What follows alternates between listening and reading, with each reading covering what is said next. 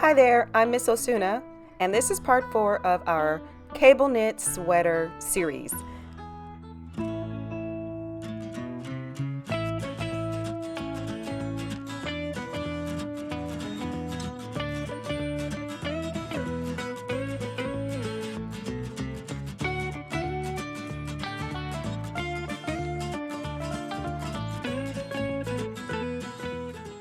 So let's just review. You start off for drawing the cable knit by having 2 lines that are vertical. And then you start in the middle, you go to the left, back to the middle, you go to the left, back to the middle, go to the left, back to the middle, go to the left, back to the middle. So you're making a wavy shape.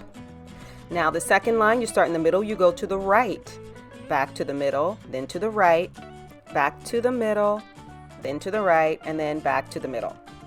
Now we are going to do a parenthesis left, that's small, and a parenthesis left, that's big. Now from the bottom, we're going to do a parenthesis right. So imagine following that bottom line, and now a parenthesis big. So small and then big. Parenthesis left, small, parenthesis left, big. Always starting on the bottom. Now we're going to go the other way. Parenthesis right, small, parenthesis right, that's big. Parenthesis left, small, parenthesis left, big, parenthesis right, small, parenthesis right, big, parenthesis left, small, parenthesis left, big, and then starting here at the bottom, we are going to finish that off by having them be straight, and literally we are going to now make changes. So go back up to your neckline and erase that top opening section and have those be open. So we're just extending and making straight lines from our center and our sides. Kind of like a soft, not perfectly straight, kind of like a soft parenthesis shape. Now for that neckline, after you've made those soft parenthesis shapes and opened it up, what we're going to do is make straight lines that are going to curve into the smile shape that goes around the neck. That's how you finish off the top of your cable knit sweater at the neckline. Now when you are shading it in or coloring it in, you want to push harder at the edges and lighter in the middle. So here I'm at the edges, it's pushing harder, and then to fill in around that, you want to be softer. So you want to definitely darken very nicely closest to the cable knit, that's the darkest, and then as you move away from that, you want to have much lighter pressure on your pencil or your marker, or even this also works for your watercolor. You would just have less color when you're away from the cable knit and more color when you're closest.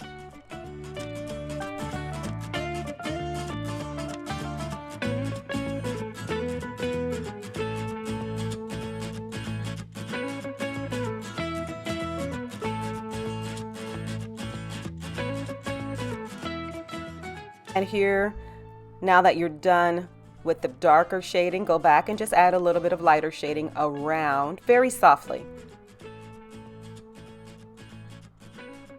That makes your cable knit pop out nicely.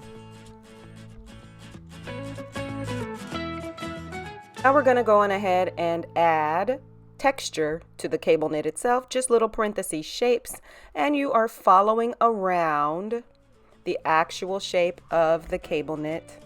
This is going to lend itself to that knitted, thick, chunky sweater feel. You can add dots and parenthesis shapes.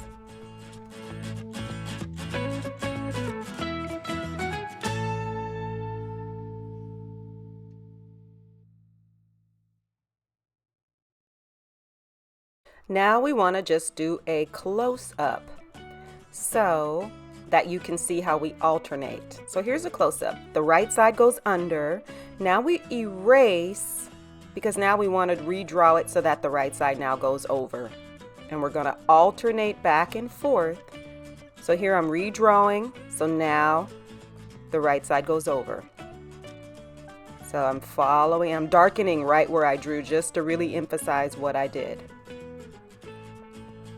So we're following that right side. Now first it's under, now it's over, Now it's under. Now we're going to erase again because it's going to go over. You want to alternate back and forth. It starts off going under. Now that we've erased, now that one is over. That one's on top.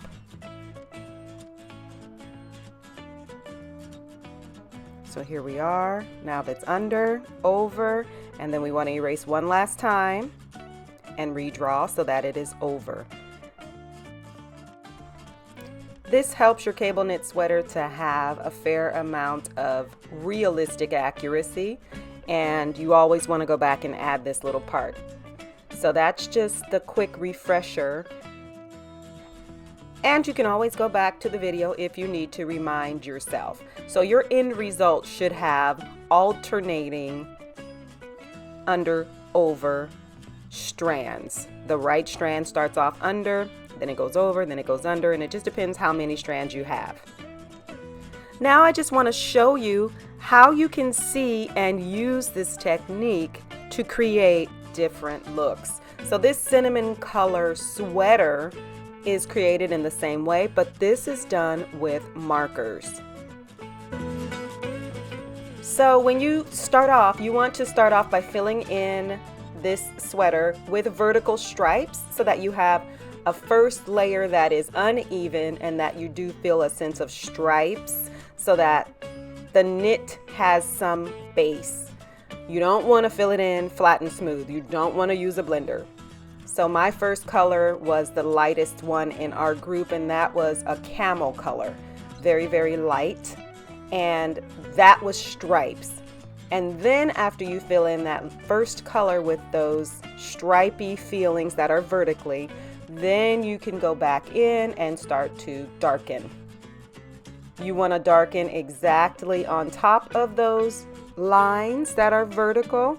They look like stripes, but they are not actually stripes. They do have a very special purpose because that is the way that the knit is drawn. So you do want to have space in between those lines that is lighter. So you can go back in between your lines with white colored pencil, for example, on top of your marker paper to make sure that you lighten the center, and that is going to help to make your sweater look more realistic. Another bit of information is that you want to use your white ink gel pen, and that also gives dots and lines, and that adds to the texture of this knit sweater. And then you want to make sure that these edges are not incredibly smooth, but that they have a very thick, uneven feeling at the edges, and that's done by using your colored pencil to softly go over the edges, not in a very, very neat way where they have crisp edges, but where you see some of the unevenness. Now I'm going to mention here something about the layout as well. So the choice that I've made in order for this croquis to pop is to have dark skin, and it's a monochromatic croquis, so it's a deep chocolate, but the chocolate that's the deepest for her skin tone is on the outer edges, and then the contrast is the hair. So for the hair, even though it's black, I have blue and some brown highlights, some very light brown, and then I am contrasting the lip with a deep mulberry and a red color. I've used a different technique here for the face so that her eyes are not entirely human-like. They're much more imaginative. I've also made her head in the shape of a heart so that the chin has a point, and by the eyes it's nice and wide, and then the top of it is nice and rounded. So it's a heart-shaped head in essence, but again, that's because I'm trying to play with this particular layout, because in honesty, the sweater is pretty basic. It's beautiful, but it's a basic color and it's a very traditional design. So to spice it up, I'm choosing different techniques for the face and the hair to combine it with. So hopefully those tidbits of information are helpful to you as you choose which croquis and which layout and how you're going to pair the clothing with your model, because that's a big part of selling your product and making people like it. So you do want to give thought to If you have something that is a basic for a garment or something more traditional and classic looking, you may or may not, it's up to you and your target market, you may or may not want to consider pairing it with something that contrasts. So for my target market, this contrasts and will sell well because the face pops out in a whole different way and is exciting for my customer, even though the sweater is a classic.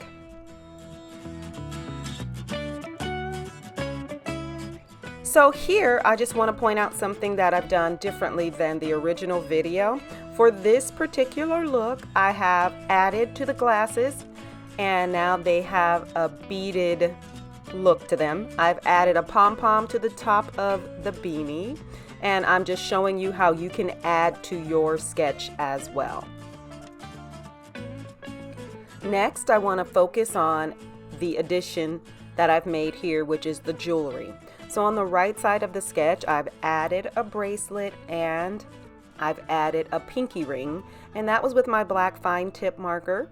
And then I went on top of it with my ink gel pen. It was white.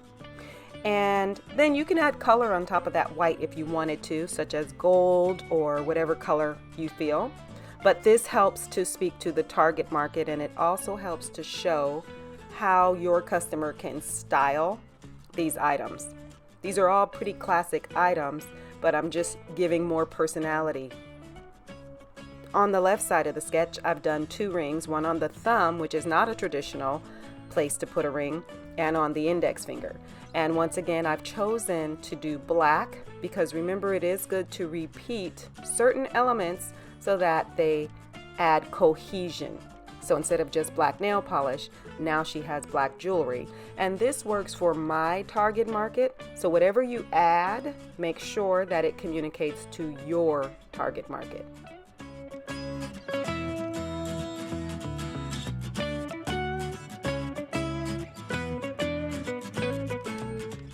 For this next example, I am going to show you a dress that is still in the traditional cable knit family, but the design of it is very different. So here we are going to start off by just taking a look. We have hair that is silvery and a little blue, and this is a very short hairstyle because I wanted her face and earrings to pop out. So consider that with your layout. When you have a long neck, like in this case, it's a turtleneck accented by the keyhole opening at the bust, you may want to have shorter hair so that you can see the face, and maybe you want to add a pop of an earring that's larger than usual. The other thing that I want you to consider here is that even though it's a basic cinnamon color that goes with everything, literally the style of it is so different, and that's a contrast. So the styling of a very basic design can be extremely interesting and different. If you take a look at the sleeve, for example, you will notice that the sleeve is actually created in 3 parts. So from the shoulder to elbow area, that's one part. Then there's a band from the elbow to the mid forearm, and then you have a connector piece, and then the bottom portion of the sleeve goes from the connector down to the knuckle on the hand. So that makes it a very different, unexpected design, even though it's a traditional cable knit down the center, and even though it's in a very traditional color, because this is cinnamon brown, which goes again with everything. I've decided to pair this with a patent leather boot, and it's black, and just have the shadows being lighter shades of gray until I get to the lightest shade of gray and then white in the center. So that hopefully you'll start to think about comparing and contrasting whatever you're designing with your model, with the accessory, with the hair, because it all works together to communicate to your target market. I'll show one last example. This last example has a yellow ochre sweater dress, and this is a mini sweater dress, and then it's paired with a patent leather harness. So the patent leather harness straps sit on top of the sweater dress, and then it also is at the trim of the sweater dress. And notice for this particular look, I have a very soft and fuzzy technique that I've used for the hair, and the eyelashes are extreme.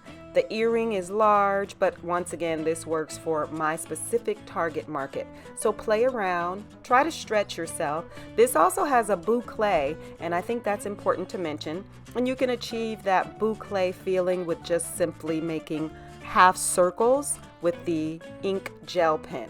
So once again, I really look forward to seeing your work. Definitely keep practicing and try to stretch your imagination as much as possible. I know your work is going to be gorgeous and your career will be highly successful.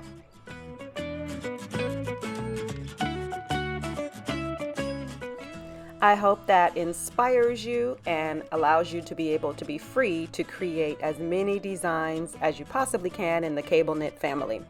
I'm Miss Osuna, and I look forward to seeing you on our next video.